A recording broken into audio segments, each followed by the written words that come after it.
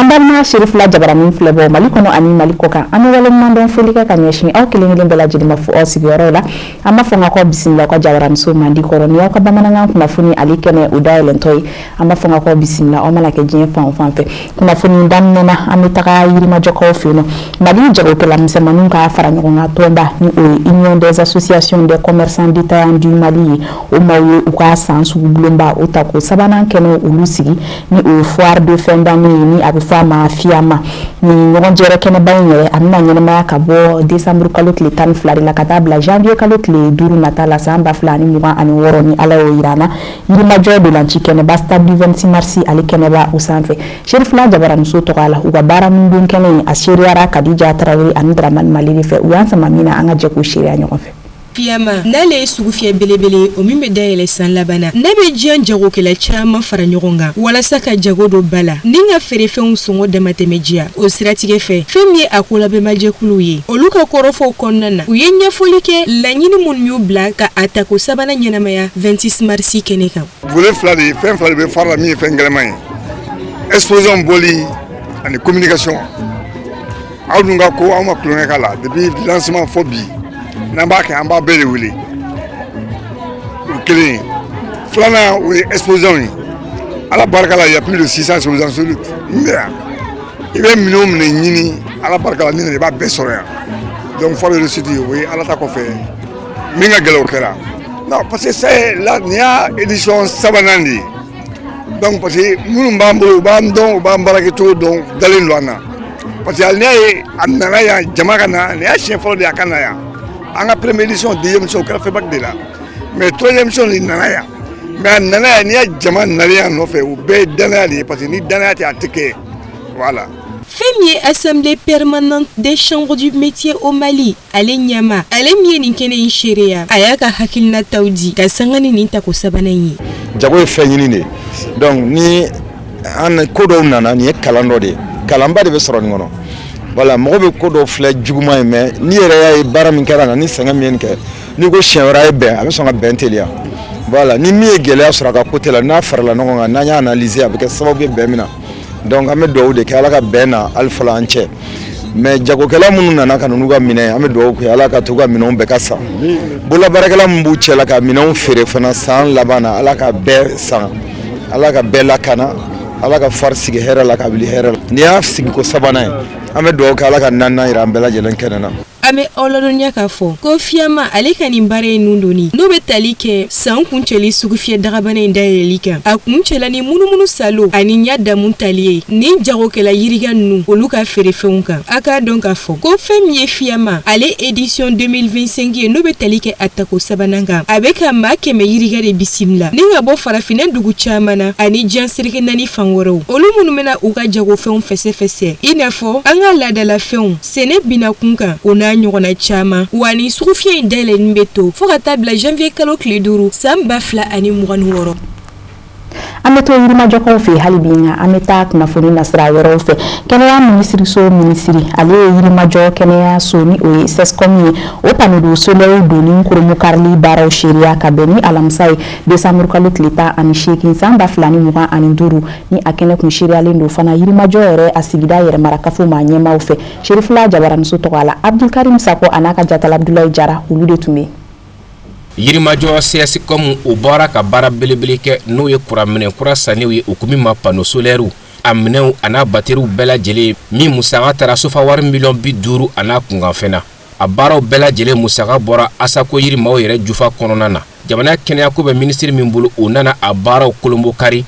kana o encourager o ka baraw la ninga hira ka fo o be mina jamana nyebala ni minen kura minu sana yirima justice comme mawfe abike sababu ye baraka keshu ani tle baratina joble ka sabuke kuranko gereyai ube baraka shu ani tle san wati bela jele wa musaga mi dona akun abela jele bora yirima jo association de santé communautaire mo yere de kun anyema no a president ye aye folike ka nyeshi aka chakeda barakela bela jele ma ani udema bagajekulu minu yu udeme ka seka ni bare sinsin. Donc groupe dun sana million mugan sankelen kono groupe sana million mugan kalo ibe maintenance be ti jo wa keme ou bien wa biseki ani a tienle moteur songo tari jo fo million tan sabala an ye million wɔɔrɔ ani 100 de bɔ min ye groupe fera ma ale ye tɔ bɔ groupe yɛrɛ moteur sigili dama an ye million 3 de bɔ an y'a ye k'a fɔ ko laban ta tɛ et puis o bɛɛ ka bɔ yen essence ko nana a baara tɔ bɛɛ tiɲɛ essence ko nalen a baara tɔ bɛɛ tiɲɛlen donc an ko sisan kɔni an obligé len don ka énergie solaire ta n'o tɛ a mako to ɲɛ énergie ko la ala barika la en tout cas min sigira a bɛ ka an ka dɔgɔtɔrɔso bɛɛ ta a ye essaye kɛ batterie falen a y'a yira k'a fɔ ko a bɛ se ka 48 heures kɛ batterie in dama hali ni tile ma bɔ a bɛ se ka dɔgɔtɔrɔso in ta o kɔrɔ ko hali ni dɔgɔtɔrɔso dɔ farala dɔgɔtɔrɔso kan an tɛna jɔrɔ courant ko la. Ni installation solaire minnu filɛ de ka kɛ Yirimajɔ docteur fɛ a baara kɛra Mali yɛrɛ entreprise dɔ de fɛ n'o ye Green Energy olu min ye ni baara in ɲɛdɔn ka dɔnna kari baw u ye prix ta diɲɛ jamana caman na énergie solaire domaine kɔnɔna na k'a yira k'a fɔ ni baara a ɲɛdɔbangaraw bɛ an ka jamana yɛrɛ kɔnɔ yan nɔ. N'i y'a ye k'a fɔ an bɛ ni installation sugu min kɛ bi surtout yɔrɔ wɛrɛ tɛ fɔ docteur la vraiment nimisiwasa b'an na kosɛbɛ parce que déjà ni docteur in c'est-à-dire santé communautaire de do u bɛ n'u yɛrɛ dɛmɛ u mago de gasoil la u mago de groupe la hali EDEM sisan u mago t'a la u ka a bɛ fonctionner heure 24 kɔnɔna na a charge bɛɛ talen don ni panneau de ye an ka panneau puissance mun bɛ produit journée kɔnɔna na a b'a permettre ka batterie charger en même temps ka hôpital yɛrɛ ta ne bɛ se ka mun fɔ maliyɛnw ye c'est-à-dire an k'a dɔn sisan énergie solaire fin dɔ de don kunu a tun b'an sɛgɛn mais aujourd'hui on peut être vraiment an bɛ se ka marché énergie solaire kan à 100%. an mago tɛ énergie thermique la an mago tɛ gasoil ko la groupe électrogène ko donc fɛn min don a nafa ka bon kosɛbɛ a bɛna ni nafa développement ye jamana kɔnɔna na. Ministre min ka baaraw ɲɛsin bɛ kɛnɛyako ma an ka jamana kɔnɔna na o ye foli ni waliɲuman kɛ ka ɲɛsin Asako Yirimaw ma u ka ni baara ɲuman kɛli la ni k'a yira k'a fɔ laadala jamana de b'i tɛgɛ don i kun ka CSCOM maaw dɛmɛ u ka ni baara modèlew la nka Asako Yiri yɛrɛ de bɔra ka wari bɔ a yɛrɛ kun ka ni baaraba in kɛ min musaka taara $50 n'a kun ka fɛnna ko bɛ folikun bɔ ko baw jamana ɲɛma n'o ye général d'armée Assimi Goïta a ka hami dɔ de jamanadenw bɛɛ lajɛlen ka se ka kɛnɛ o nin na ko ni maa sɔrɔla k'o kɛ jamanaden dɔw la u kan ka fo. Mais Zénata an ɲɛ b'a la Asako de y'a kɛ avec la population kana ka énergie solaire k'u ka yɔrɔ la a diyara an ye kosɛbɛ et puis Asako in a kan ka fo an b'a ɲini Asako tɔw fɛnɛ fɛ u k'u jija u ka nin ladege mɔgɔ kelen tɛ se ko la mais n'an y'an fangaw fara ɲɔgɔn kan ko caman bɛ se ka ɲɛnabɔ a dilen filɛ dɔgɔtɔrɔso mɔgɔ minnu ma k'u fo u k'u cɛsiri baara fɛ halisa parce que nin bɛ dɔ fara u ka condition de travail kan nin min kelen filɛ hali u mago tɛ EDM na bilen énergie solaire bɛ se k'a bɛɛ kɛ hali ni ala y'a kɛ fɛnɛ an b'a fɔ k'an bɛ na ni minɛn wɛrɛw ye yan ka baara wɛrɛw kɛ yan nɔ courant ko tɛna kɛ problème ye donc vraiment an bɛ nisɔndiyalen de bɛ bɔ yan nɔ bi u ni ce u yɛrɛ ye u ni ce maliden ɲumanya la. Ni baaraw bɛɛ lajɛlen nun cɛra ni min ye o de ye k'a fɔ ministre n'a taamaɲɔgɔnw bɔra ka taa u ɲɛda baara kɛlenw kan ni ka laban ka yiriban tigɛ min bɛ ni machine ka baara daminɛli ko fɔ. Kunnafoni na sira wɛrɛw fɛ hali bi INPS maaw olu ye u ka baara bolofara kura ni o ye assurance AV kɛnɛ assurance volontaire o mangutuli baaraw ni o ye sensibilisation ye ale kuncɛli kɛnɛ o sigi kalan k'aw ladɔnniya k'a fɔ ko kɛnɛ in sigira u fɛ ka bɛn décembre kalo tile 18 ma san 2025 falajɛ ka sanga ni maaba caman yeli ye a kɛnɛ kan Shirifila Jabaramuso tɔgɔ la Fatumata Kane ale bɛ walawalali k'a tɔ la. INPS cakɛlaw ka nin baara min bolodalen ye commune 6 kɔnɔ Bamakɔ a bɛ baara kuncɛ ko fɔ INPS yɛrɛ tɔgɔ la kɛrɛnkɛrɛnnenya na u ka ca minnu sigilen bɛ sen kan Bamakɔ commune 6 bɛɛ lajɛlen kɔnɔ ni o de ye ka se ka buna adamadenw lafaamuya ni k'u lakalan assurance volontaire AV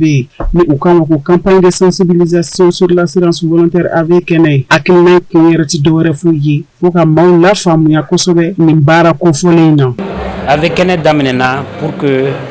AV baarakɛlaw assurance volontaire baarakɛlaw minnu bɛ yen an bɛ mɔgɔ 100 ni kɔ bɔ an bɛɛ tɛ ɲɔgɔn dɔn n'an yalala commune ni commune ka ɲɔgɔn ɲɛda ye ka baarakɛ cogo ɲɛfɔ ɲɔgɔn ye minnu m'a faamu a kɛnɛ bɛ se ka na ni faamuyali ye u bara ka foli lase fɛnɛ an partenaires ma parce que an ka document dɔw bɛ minɛ mairie la n'u b'a fɔ activité exercée mairie mɔgɔw y'an accompagner a bɛɛ lajɛlen na jeunesse mɔgɔ minnu bɛ commune kɔnɔ CNJ u bilala an ɲɛ ka denmisɛnnin jɛkuluw yira an na ani minnu bɛ se ka baara in kɛ ɲɔgɔn fɛ awa ani olu bɛ kan ka baara kɛ ɲɔgɔn fɛ ACCRMK fɛnɛ b'o la donc ne nisɔndiyalen de don a kuncɛli la bi parce que an kun hakili t'a la an kun na se ka jamakulu mun don AV la an tɛmɛna o jamakulu kan kalo 11 in kɔnɔna la donc o ye nisɔndiya belebele ye AV kɛnɛ in y'an yamaruya an ka se ka o nombre o jamakulu sɔrɔ bi donc ne nisɔndiyalen don ne ni n ka baarakɛlaw. ANPC cakɛlaw yɛrɛ ye kuma galama ta nisɔndiyaw bonyara kosɛbɛ ni k'a jira k'a fɔ k'u seko n'u damajira bɛɛ lajɛlen kɛ nin baara in kɔkɔrɔma donni na jango a laɲiniw ka se ka da ɲɛnamaya. Conseil technique direction na ANPC tɔgɔ la a ko a bɛ faamuyaliko ɲuman ɲini bɛɛ lajɛlen fɛ ni hakilina sabatiliko ɲumanya siraw fɛ. A kɛnɛ seereyara ni maaba caman ye kɛrɛnkɛrɛnnenya na commune sigida ɲɛmaw u ye kuma galamaw ta wale ɲuman dɔn kɛra ka ɲɛsin ANPC cakɛlaw bɛɛ lajɛlen ma hakaja nisɔndiyaw sɔrɔla assurance volontaire ko in nasiraw fɛ u ye wale ɲuman dɔn kɛ ka ɲɛsin baara in daɲɛnamayabaw bɛɛ lajɛlen ma commune sisi bɛɛ lajɛlen tɔgɔ la. Et puis commune sisi fana a k'a dɔn k'a fɔ ko commune fɛn fɛn bɛ Bamakɔ kɔnɔ bi commune sisi bɛ se ka nin commune bɛɛ abriter bi alhamdulillah sabula anw ka commune de ka bon donc assurance bɛ baara kɛ yan kosɛbɛ alhamdulillah an y'a ye fana mɔgɔ minnu bɛ taa terrain kan ka taa nin baara ninnu kɛ vraiment an ka foliba bɛ olu perepere de ye parce que u bɛ sɛgɛn ni ɲani min kɛ terrain kan an bɛ ɲɛ b'a la. A kɛnɛ seereyara kɛrɛnkɛrɛnnenya na ni assurance volontaire ambassadrice ye a lasigiden ni u ye Seyida ye Madame Dumbuya Kadejatu Aidara an fana karamɔgɔ Seyidi Sherif Usman Madane Aidara denmuso a ye wale ɲuman dɔn kɛ ka ɲɛsin baara in daɲɛnamayara maa minnu fɛ kɛrɛnkɛrɛnnenya na a ɲɛmaa ni o ye daɲɔ ye a n'a ka équipe bɛɛ lajɛlen ni ka cɛsiriw laɲini bɛɛ lajɛlen fɛ halibi ani faamuya cogo ɲumanw cogoya min na maaw ka se ka kɛ ni assurance tɔnden ye e yɛrɛ ka lafiya siraw. Campagne de sensibilisation dɔ de organiselen don commune bɛɛ lajɛlen fɛ pour que ka mɔgɔw assurance volontaire ɲɛfɔ mɔgɔw ye davantage ani baara minnu kɛra ka na o compte rendu kɛ a kɛnɛ kan donc nin ye fɛnba de ye min bɛ jamana yɛrɛ taa ɲɛ parce que n'i ko assurance volontaire i ko jamanaden bɛɛ lajɛlen ka droit surtout minnu bi kɛ yɛrɛ baara la donc an bɛ u dɛmɛ nin baara in na ne yɛrɛ min ye ambassadrice de l'assurance volontaire ye n bɛ n seko ni damayira la cogo min na ka mɔgɔ sensibiliser toujours u ka assurance volontaire faamuya k'a dɔn k'a lakodɔn wa tila ka don a la nafaba saba de bɛ a la n'o ye allocation familiale denmisɛnninw ka allocation familiale minnu ma majorité sɔrɔ filanan ye AMO carte AMO n'o ye assurance maladie obligatoire i b'o fɛnɛ bénéficier sabanan n'o ye pension de retraite bɛɛ lajɛlen bɛ o fɛnɛ bénéficier i b'a fɔ komi fonctionnaire ni salariés bɛ a sɔrɔ cogo min na assurance volontaire nana pour que ka kɛnyɛrɛye baarakɛlaw k'olu assurer k'u dɛmɛ k'u ka diɲɛlatigɛ sabati donc an bɛ o kɛnɛ de kan vraiment nisɔndiyara an y'a ye Daɲɔn n'a ka équipe cogo min na u bɔra ka mɔgɔw sensibiliser u bɛ baara min na cɛsiri baara min na kɔnɔdimi tɛ ɲɛdimi don quoi bari an b'u bilasira nin baara in fɛnɛ na u mana wuli wagati o wagati an b'u kɔ k'u bilasira parce que nin ye fasojɔ baara de ye. Hakilila jigila an ma jira aw la k'a fɔ fɛn min ye assurance volontaire AV baarakɛ minɛn don n'i kɛra tɔnden ye fana a lafiya ka bon kosɛbɛ wa fana a bɛ se ka fɔ ɲɛnamaya yɛrɛ nasiraw fɛ i bɛ tɔnɔbɔ fɛn caman na a kɛnɛ kan jɔnjɔndiw tableau de reconnaissance ka taa se trophée ma o ye kɛnɛ in y'an ka bonya kosɛbɛ. O de b'an sɛnsɛn k'an kunda diɲɛ fan wɛrɛ kunnafoniyaw kan min bɛna lase aw ma Kafinɛ Bacili fɛ.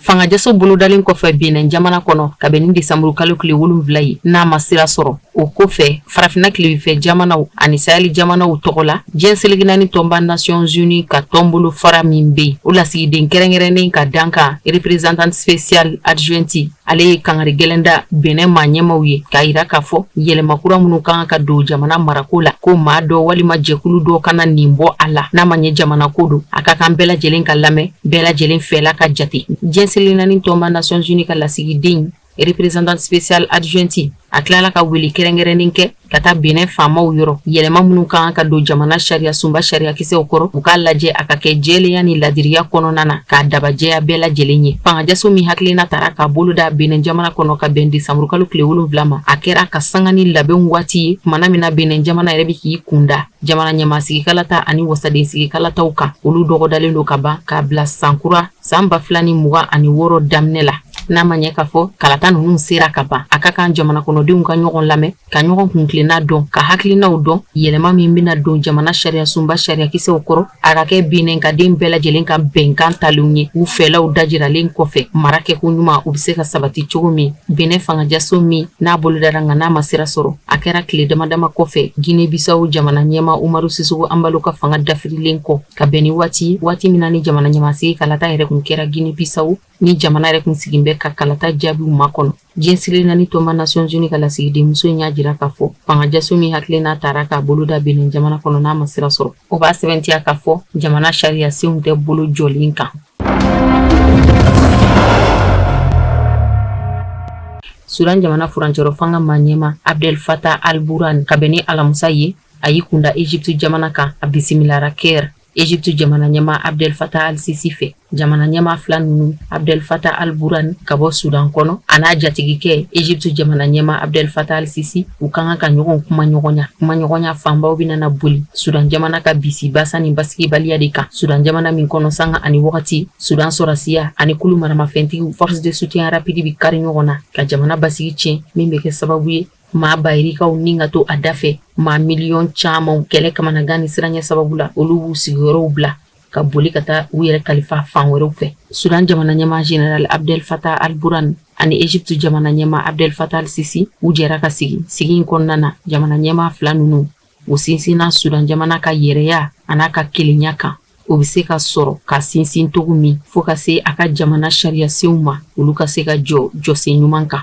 Egypte jamana ye hakili jigin kɛ ka yira k'a fɔ fɛn bɛ tali kɛ a ka dɛmɛ ɲɔgɔnya kan walasa ka Sudan jamana lakana a bɛ degun mun kɔnɔ k'a bɔ o degun kɔnɔna na ko Egypte jamana ka dɛmɛ bin ka sanga ni diɲɛ selege naani hakɛ kɔlɔsili bɛnkanw ye ani fana jɛɲɔgɔnya min bɛ Egypte jamana ni Sudan jamana cɛ o jɛw bɛnkan bɛ ɲɔgɔn dɛmɛ laɲini u ni ɲɔgɔn cɛ o kama Egypte jamana ka dɛmɛ tɛna kɔtigɛ Sudan yɔrɔ waasa basigi ka sabati Sudan jamana ka se ka wuli a yɛrɛ kolo la. Kuma wɛrɛ min fɔra Sudan jamana ɲɛma Abdel Fattah al-Burhan ani Egypte jamana ɲɛma Abdel Fattah al-Sisi ni ɲɔgɔn cɛ u ka sigi sen fɛ o bɛ tali kɛ buna adamadeniya dɛmɛ la o min ye lahalaya gɛlɛnba ye bari kɛlɛ camancɛ la buna adamadenw mago bɛ dɛmɛ la kɛrɛnkɛrɛnnenya la baloko siyɔrɔko o n'a ɲɔgɔnnaw. Sudan jamana ni Egypte jamana u bɛna lajɛ ɲɔgɔn fɛ cogo min na k'u fanga fara ɲɔgɔn kan dɛmɛ bɛ se ka kɛ jamana kɔnɔdenw ye minnu mago bɛ dɛmɛ la ani ka fɛɛrɛw boloda basigi yɛrɛ bɛ se ka nati cogo min ka Sudan jamana suma jamana kɔnɔdenw bɛ se ka hakilisigi sɔrɔ cogo min kɛrɛnkɛrɛnnenya la El Fazer dugu min ka kalan o bɛ se ka suma cogo min Egypte jamana y'a ka kelenya yira Sudan jamana la kaban diɲɛ jamana minnu ka dɛmɛ bɛ Sudan jamana ye waasa bɛn ni kelen ɲɔgɔnya ani ɲɔgɔn faamu ka segin Sudan jamana kɔnɔna na a farala o kulu kan o jamanaw ye États-Unis jamana Arabie Saoudite ani Émirats Arabes Unis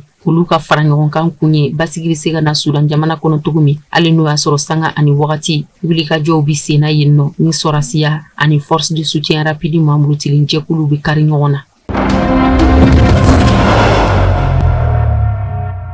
Ni tile laban ninnu na nɛnɛ sumaya fanga bonyani bɛ Maroc jamana kan kosɛbɛ sumaya dalen bɛ fan bɛɛ lajɛlen fɛ neige yɛrɛ bɛ ka jigin sanji fana bɛ ka shuru neige fanga bonya u bɛ taa santimɛtiri 80 na sanji lahawta fana bɛ ka na min sumalen bɛ taa milimɛtiri 50 bɔ ɲɔgɔn la kɛrɛnkɛrɛnnenya la a ka jugu Maroc jamana camancɛ bolo fɛ ani a kɔrɔyan fan fɛ. Ni waati yɛlɛma in a bɛ ka na ni degun caman ye Maroc jamana kɔnɔna na bari jamana kɔnɔdenw taabolo falenna taa ni ka segin cogo fana yɛlɛmana jango sirabaw kan neige bɛ ka na sira caman datugulen don Maroc maa ɲɛmaw ye fɛɛrɛ dɔw tigɛ waasa jamana kɔnɔdenw bɛ se ka magɛn cogo min ni dɛmɛ ye gɛlɛya in latɛmɛli bɛ se ka nɔgɔya cogo min o kama degun ye mara 28 minnu sɔrɔ dugu 2000 kɔnɔ dɛmɛ bɛ na ɲɛsin denbaya 73 ma nɛnɛ in degun bɛ ka bonya minnu kan kosɛbɛ dɛmɛ bɛ na kɛ jamana kɔnɔden minnu ye a fanba ye maaw ye siyɔrɔko yɛrɛ hami bɛ minnu na fɛrɛ bɛna kɛ olu bɛna bisimila cogo min maa 695 sisoko hami bɛ olu minnu kan dɛmɛ bɛ na ɲɛsin olu ma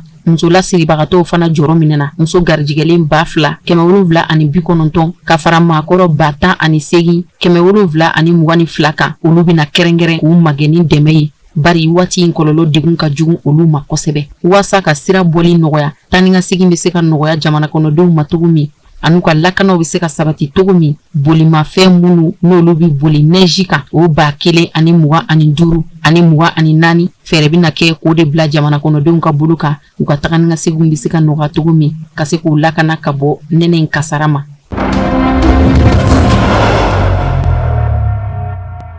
Rusila jamana ɲɛma Vladimir Putin a kɛmɛ ka jalaki bi Ukraine jamana kan ka yira k'a fɔ Ukraine jamana de bɛ k'i murukulun dagoya mankanw madali la Ukraine jamana ni Rusila cɛ ka sanga ni Rusila maa ɲɛma Vladimir Putin ka bɔli dɔ ye k'i dantigɛ kunnafoni di kɛnɛ dɔ kan a da sera dakun caman ma kɛrɛnkɛrɛnnenya la minnu bɛ tali kɛ dugukoloko ani politiki ko binakun kan tɔmi sigira dakun min kan kosɛbɛ ka walawala o de ye Rusila ani Ukraine cɛ mankan ye min bɛ senna a bɛ san 4 bɔ bi. Rusila maa ɲɛma Vladimir Putin ka dantigɛliw la ka sanga ni a ka sanyɛlɛma kunnafoni di kɛnɛ ye maa caman kun sigin bɛ k'a dala kuma ma kɔnɔ barisabu ka da k'a kun bɛna kɛ sababu ye ka siganaw ani ɲiningali camanw jaabi maa caman kun kɛmɛ ka minnu tɛngu u yɛrɛw la o fanba bɛ tali kɛ Rusila ni Ukraine jamana cɛ mankanw kan États-Unis jamana ɲɛma Donald Trump ale tun ye sira latagama dɔw boloda min bɛ kɛ sababu ye mankanw ka se ka da Ukraine nga berata États-Unis jamana ɲɛma Donald Trump a ka o fɛɛrɛ dajiralen ninnu ma se ka sira sɔrɔ a ma ɲɛ sɔrɔ ka sababu kɛ Rusila ani Ukraine jamana yɛrɛ ka ko gɛlɛya ye u ni ɲɔgɔn cɛ Rusila maa ɲɛma Vladimir Putin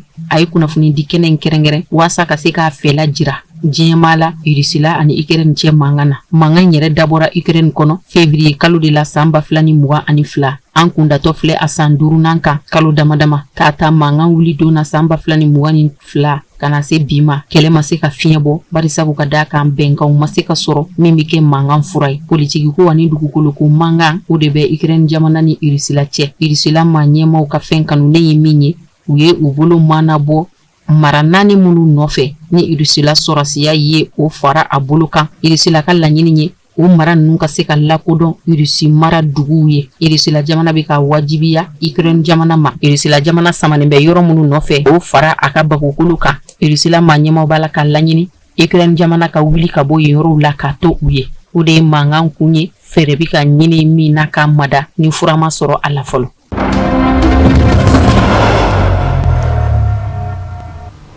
Ni fana bɛ dansigi kɛ bi bamanankan kunnafoni sɔrɔlen na an sera ka min fara ɲɔgɔn kan kunnafoni diso ɲɛmaayaso ka yamaruya kɔnɔ ka bɛn ni sanga in ye ka se ka o ta k'o da aw tulo kan an bɛ segin ko kura k'aw fɔ aw ka kulomajɔ ani aw ka ɲɛmadali la n'ala ma basi kɛ n'a ye diɲɛ kuma wɛrɛw yira an na an bɛ segin ka ɲɔgɔn sɔrɔ ni kɛnɛ kelen kan nin waati kelen in na yan'olu cɛ aw kan bɛn ala ka su yɛrɛ d'an bɛɛ lajɛlen ma.